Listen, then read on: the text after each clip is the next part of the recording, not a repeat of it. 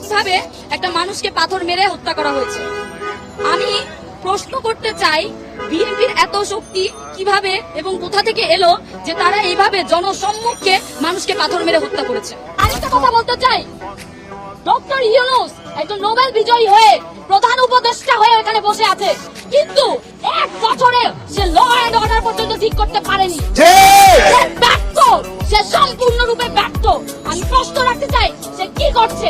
এবং বলতে চাই, যদি আপনি এখনো ভাজা সোজা না করে দাঁড়ান এবং যদি কঠোর ব্যবস্থা না নেন এবং দায়িত্ব না নেন, আমরা আপনাদের উদ্দেশ্যে রওনা হব।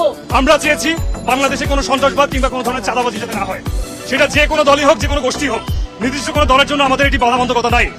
কিন্তু আমরা দেখেছি গত 9 জুলাই যেভাবে একজনকে আমরা শুনেছি উনিও নাকি একটি নির্দিষ্ট দল করতেন। সে কোনো দল করুক বা কি করুক সেটা আমাদের দেখার বিষয় না। আমরা চাই সবার নিরাপত্তা। যে জন্য 24শে জুলাই গণঅভ্যুত্থান ঘটেছিল, সেটি যদি ব্যর্থ হয়, সে আওয়ামী লীগ হোক না বিএনপি হোক, সেটা আমার দেখার দরকার নাই। আমরা সেটা যদি ইন্টারিমের কেউ হয়ে থাকে, আমরা সাধারণ শিক্ষার্থী রাজপথে নেমে আসবো। আজকে আমরা এখানে সমবেত হয়েছি দল মত নির্বিশেষে। কেউ কোনো রাজনৈতিক দল কে কি করেছে সেটা আমাদের লক্ষ্য নয়। আমরা এখানে সাধারণ শিক্ষার্থীদের পরিচয় সবাই একত্রিত হয়েছি। আমরা জানান দিতে চাই, এই ধরনের ঘটনা ঘটে থাকলে, ভবিষ্যতে যদি আরো ঘটে থাকে, সুষ্ঠু বিচার যদি নিশ্চিত না করতে পারেন, ইন্টারিমকে কিভাবে জবাবদিহিতা করতে হয় সেটা আমরা দেখিয়ে দিব।